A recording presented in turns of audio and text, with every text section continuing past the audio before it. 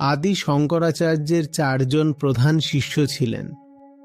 টোটকাচার্যকে মনে আছে।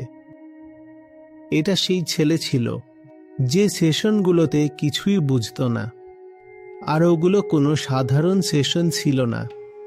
আদি শঙ্করাচার্য নিজে সেই বিশেষ সেশনগুলো নিতেন।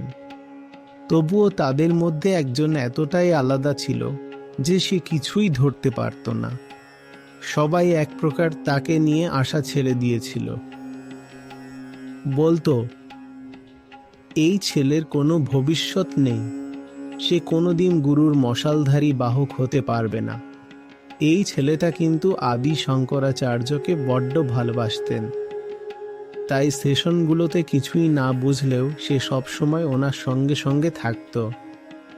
কথিত আছে সে কিছুই বুঝত না ঠিকই, কিন্তু গুরুর সেবা প্রচুর করত।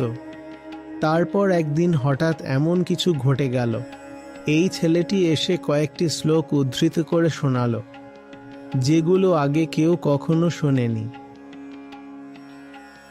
যেগুলো ছিল একেবারে অমূল্য সম্পদ।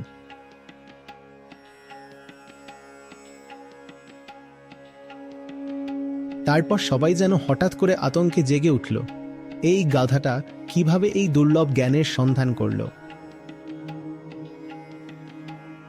ও তো কখনো কিছুই বুঝতে পারত না, আর এখন যা বলছে সেটা তো বুদ্ধিরও সীমানার বাইরের। এটা ও কোথা থেকে পেল? যদি তোমার হৃদয়ে সত্যিই ভালোবাসা থাকে, তবে উপলব্ধি আপনা আপনিই ছুটে আসে। ভালোবাসা সত্যের কাছে আত্মসমর্পণ করে, আর জ্ঞান আত্মসমর্পণ করে ভালোবাসার কাছে। মানে, যদি তোমার ভালোবাসা খাঁটি হয়, তবে জ্ঞান আসবেই।